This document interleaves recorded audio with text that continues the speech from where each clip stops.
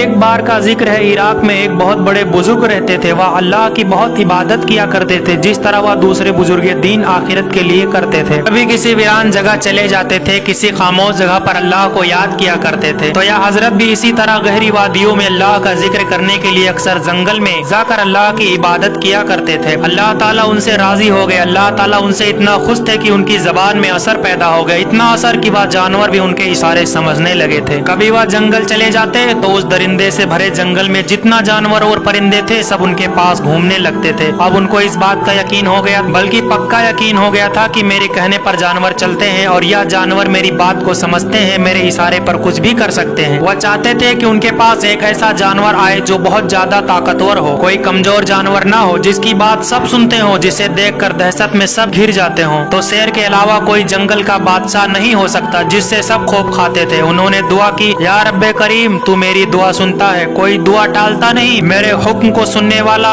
کوئی چھوٹا موٹا نہیں، بلکہ تم نے جسے جنگل کا سرتاج بنایا ہے، جنگل کا بادشاہ بنایا ہے، اس کو میرے لیے سواری بنا کر بھیج دے۔ اللہ والے یہی دعا روز روز مانگتے تھے۔ تو ایک دن شیر کے گرجنے کی آواز آئی تو انہوں نے جلدی جلدی سے سلام پھیرا اور پیچھے مڑ کر دیکھنے لگے تو وہاں پر ایک شیر کھڑا تھا۔ ان کے دل میں یہ خیال آیا کہ میں تو اپنی طاقت آزماتا ہوں، پھر یہ شیر میری بات کو سمجھتا ہے یا نہیں سمجھتا ہے۔ آپ نے اس کو اشارہ کیا، اس کو حکم دیا کہ آؤ میرے پاس، آ جاؤ، آج سے تم میری سواری بنو گے۔ اللہ کے حکم سے اس کے دل میں یہ بات ڈال دی گئی تھی اور وہ ان کے پاس آ گیا۔ وہ دل میں بہت خوش ہو رہے تھے، اللہ تعالیٰ نے مجھے اتنا بڑا بنا دیا ہے، یعنی اتنا بڑا ولی بنا دیا ہے کہ ایک شیر بھی میری بات کو مانتا ہے، اور یہ کوئی معمولی بات نہیں ہے ایک جنگل کا راجا درندہ آپ کا غلام بن جائے، آپ کو اپنا حاکم ماننے لگے اور آپ کا فرما بردار بن کر آپ کے ساتھ چلنے لگے۔ وہ جہاں جہاں جاتے اللہ کے ولی وہیں وہیں ان کے ساتھ وہ شیر بھی رہتا تھا۔ اس بات نے ان کے دل میں غرور پیدا کر دیا کہ میں تو ایک راجا کو لیے خود راجا بنا ہوا ہوں۔ شیر پر سوار ہو کر جہاں دل چاہے وہاں جاتے تھے، اس کو حکم دیتے تو وہ آپ کی سواری بن جاتا تھا۔ اب اس شیر نے ان کو یہ تو فائدہ دیا تھا کہ وہ ان کا سواری بن جاتا تھا، ان سے ان کا روب اور دبدبہ اور بڑھ گیا تھا، یعنی ان کی قدر و قیمت اور بڑھ گئی۔ بڑے اللہ والے ہیں، اتنے بڑے بزرگ ہیں کہ ایک شیر بھی ان کے تابع ہے۔ وہ اسلام کی دعوت دینے نگر نگر جایا کرتے تھے، کبھی ایک گاؤں سے کبھی دوسرے گاؤں۔ وہ بزرگ کسی نہ کسی گاؤں میں جاتے رہتے تھے اسلام پھیلانے کے لیے، اسلام کی باتیں بتانے کے لیے لوگ دین کی طرف آئیں، اور وہ شیر بھی انہیں ہر جگہ لے جاتا تھا۔ لوگ اس بات پر بڑا حیران ہوتے تھے کہ ایک انسان شیر پر بیٹھا ہوا ہے اور وہ شیر اس انسان کو کھاتا بھی نہیں ہے، اور وہ جو کہتے ہیں وہ شیر وہی کرتا ہے۔ اکثر جس گاؤں میں وہ شیر جاتا تھا وہاں پر لوگ اپنے گھروں میں چھپ کر بیٹھ جایا کرتے تھے۔ اس بات سے اللہ کے ولی سمجھتے تھے کہ لوگوں پر ان کی حیرت طاری ہو گئی ہے۔ وہ حضرت اپنی طاقت کو مانتے تھے۔ وہ شیر اللہ والے کا غلام تو تھا اور اس کے مالک، لیکن اس شیر کو بھوک لگتی تھی تو وہ شیر کم گوشت نہیں کھاتا تھا، بلکہ وہ چاہتا تھا کہ اس کے لیے ایک پورا جانور پیش کیا جائے۔ اب جو کام وہ مالک کے لیے کر رہا تھا اس کے بدلے میں بھی تو اس کو کچھ چاہیے تھا۔ اللہ والے اس کی اس خواہش کو پورا کرتے تھے اور جہاں جہاں جاتے وہاں ان کے جانور مانگتے، پر جانوروں میں بھی بکریاں بھی ہوتی تھی۔ ان چھوٹی بکریوں کے گوشت سے شیر کا پیٹ نہیں بھرتا تھا اور گوشت چاہیے ہوتا تھا، اس لیے اب وہ اللہ والے جہاں بھی جاتے تھے، جس بھی گاؤں میں جاتے تھے، وہاں لوگوں سے کہتے تھے ہمارے شیر کے لیے بڑی موٹی تازی گائے کا بندوبست کرو۔ لوگ غریب بدحال ہوتے تھے، کسی نہ کسی طرح وہ چندہ اکٹھا کر کے، مشکلوں کا سامنا کر کے، پیسہ جیسے تیسے جمع کر کے اور اس شیر کے لیے گائے کا انتظام کرتے تھے، کیونکہ وہ اللہ والے آنے سے پہلے اعلان کروا دیتے تھے تو گاؤں والے ان کے حکم کی تعمیل پر بندوبست گائے کا کر دیتے تھے۔ اب جن لوگوں کے پاس گائے ہوتی تھی ان کے لیے کوئی بڑی بات نہیں تھی،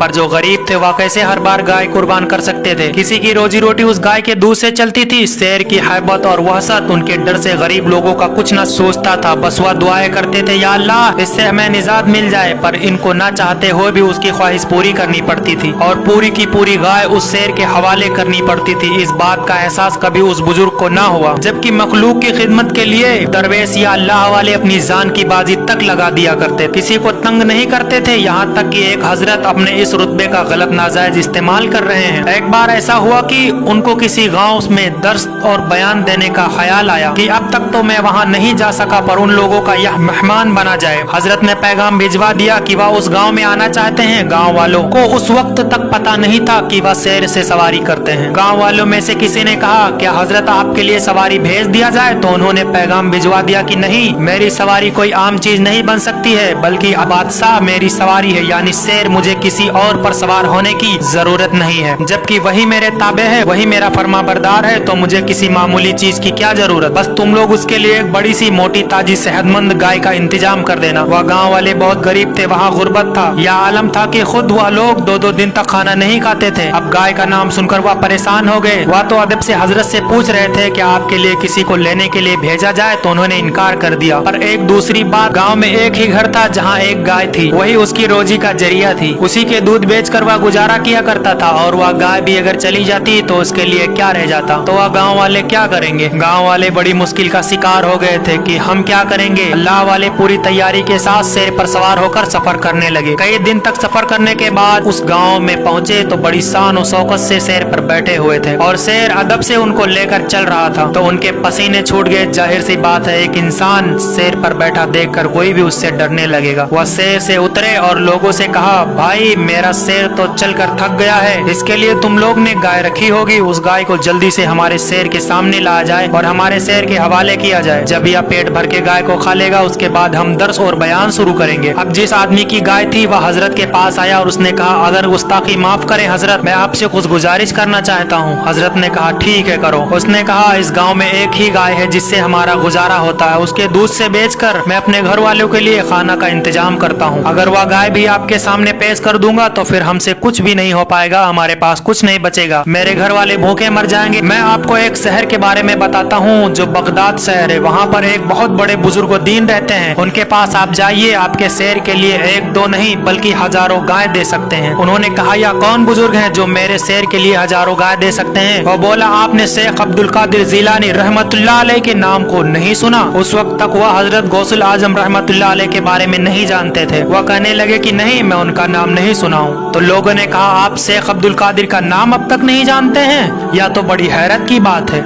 आपको तो फौरन उनके शहर जाना चाहिए, आपको यह शेर भी कभी भूखा नहीं रहेगा, आपको कभी किसी गांव वाले से कुछ नहीं कहना पड़ेगा, आपके लिए वहां गाय का बंदोबस्त हमेशा कर दिया जाएगा। वह खुश होकर बोलने लगे, अच्छा तो अच्छी बात है, मेरा मसला भी हल हो जाएगा, क्योंकि यह शेर एक गाय के अलावा और कुछ खाता भी नहीं है। इसका पेट भरने के लिए उन्होंने गाँव वालों को छोड़ दिया। रहम खाकर कहने लगे, चलो आज तुम्हारी गाय नहीं लेता हूँ, तुम इस गाय से अपने लिए खाने पीने का इंतजाम करो और हम अब शहर बगदाद जाते हैं। उन्होंने अपने शेर पर सवार होकर चल दिया। कुछ देर के बाद वो दोनों अल्लाह वाले और उनका शेर बगदाद की तरफ रवाना हो गए। शहर बगदाद पहुंचने से पहले उन्होंने पैगाम भिजवा दिया था कि एक बुजुर्ग हैं, बड़ी दूर से चले आ रहे हैं, उनके लिए 10 गाय रखी जाए। पैगाम हुजूर बगदाद शहंशाही दस्तगीर मुहियुद्दीन शेख अब्दुल कादिर जिलानी रहमतुल्लाह अलैहि की बारगाह तक भी पहुंच गया। आपने फरमाया, आने दो, जैसा चाहता है वैसा ही होगा। जब वह शहर में दाखिल हुआ तो वहाँ पर उनको पहचानता कोई नहीं था।